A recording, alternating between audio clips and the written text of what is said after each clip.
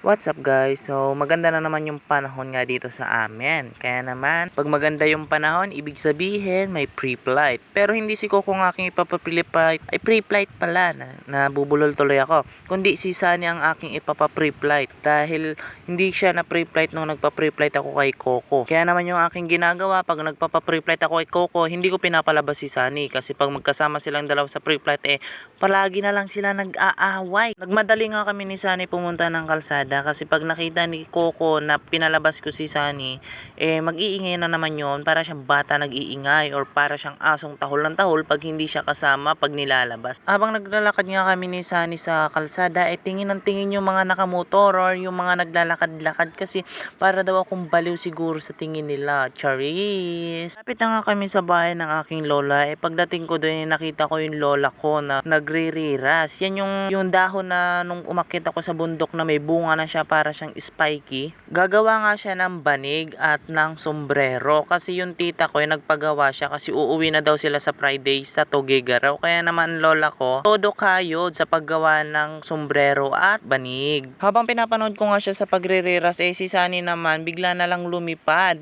Tapos siya ay nagpapasikat. Akala mo naman sisikat talaga siya. Sana nga, charis. Pero todo talaga siya pasikat sa akin kanina pa. Pag hindi ko siya pinapansin, kagat siya ng kagat sa necklace ko. Kaya naman pumunta na lang kami ng baybayin. Sa aking paglalakad-lakad nga medyo makulit talaga si Sunny. Kaya naman di ko maiwasan magalit sa kanyang paminsan-minsan. Tignan nyo kung ano ginagawa niya. Wag yan, masira mo yan. Napakakulit nga talaga pag nasa labas siya kasi kagat siya ng kagat sa cellphone ko. Baka mamaya makagat niya yung camera ko, di lalong nasira, wala na akong pang video. Nung nasa baybayin na nga kami, iniwan ko na yung cellphone ko sa cameraman ko. Sana true may cameraman. Hindi, iniwan ko lang yung cellphone ko sa may pader ng isang resort dito sa amin. Kasi nga wala talaga ako nadalang stand na sa bahay siya. Ginagamit ko siya tuwing gabi. Pero unang hagis ko pa lang kay Sunny, ayun, disappointed. Hindi agad siya lumapit sa unang recall ko. Charis, hindi naman talaga ako disappointed. Ano naman yung ibon na lilipad na sobrang init, alas 12 ng tanghali, lilipad ka. Syempre si Sunny lang yung lilipad ng tanghali palagi kasi ganyan ko sila pinapalipad tanghali or umaga or gabi, kahit ganyan pinapalipad ko sila. Teka lang, baka mamaya sabihin nyo napaka-harmless ko sa alaga ko ha. Tanghali ko na nga nailabas si Sunny kasi nagsaing pa ako, nag-isip ako kung anong ulam namin at kasi yung mama ko naglalaba doon sa bahay ng lola ko.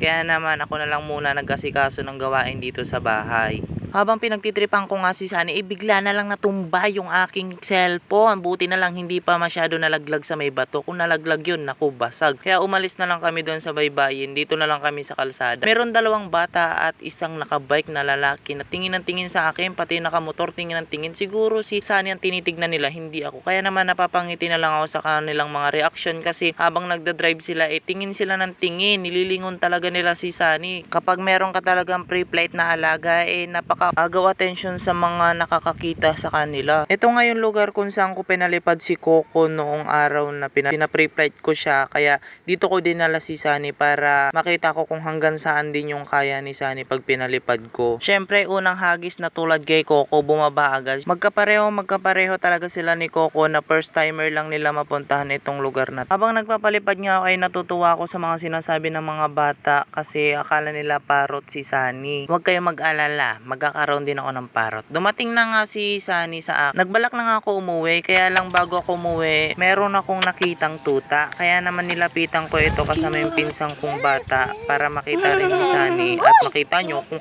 anong reaction ni Sunny pag nakakakita siya ng mga aso. Sakay sa akin naman si Sunny. Grabe pala manggigil si Sunny. Lagi na lang pinapaiyak yung mga tuta or aso niya nakikita kasi palagi niya na lang kinakagat.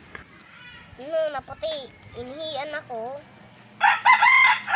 Pilit niyang kinakagat ni Sunny yung isang tuta pero hindi niya talaga makagat-kagat pero ginagawa niya talaga ng parang para lang makagat niya. Nung hindi nga nakagat ni Sunny yung isang tuta, bumalik na naman siya sa isang tuta para kagatin ito pero hindi niya rin nakagat. Kaya naman lumapit ulit siya sa isang tuta pero lumalaban yung isang tuta. At lumapit pa rin yung tuta para amoyin siya pero alam nyo na kung anong gagawin ni Sunny. Nangihi na puti, sir. Come. Sa sobrang kulit nga ni Sunny, sobrang nanggigigil talaga siya sa mga aso or tuta. Bilang owner ni Sunny, pinapabayaan ko lang siya kung saan siya masaya. Pero hindi naman sinasabi doon na napaka-harmless ko sa alaga or alaga ng iba. Pana. Udah. Udah.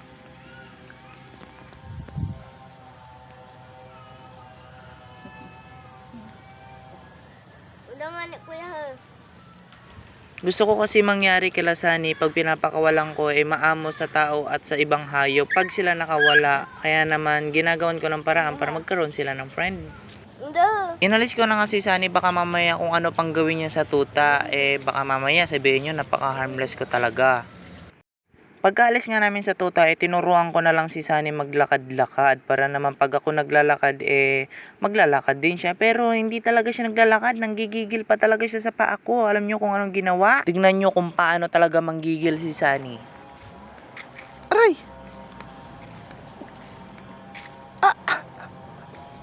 O, di ba? Kita nyo na. Hindi lang sa ibang hayop si Sunny makulit or nangangagat. Syempre, pati sa owner niya, kinakagat niya. Kaya naman, nakita nyo na kung gaano kakulit at kasungit at sobrang gigil ni Sunny. Kaya hanggang doon na lang yung aking video. Paalam! Peace out! Oops! See you to my next vlog. Bye!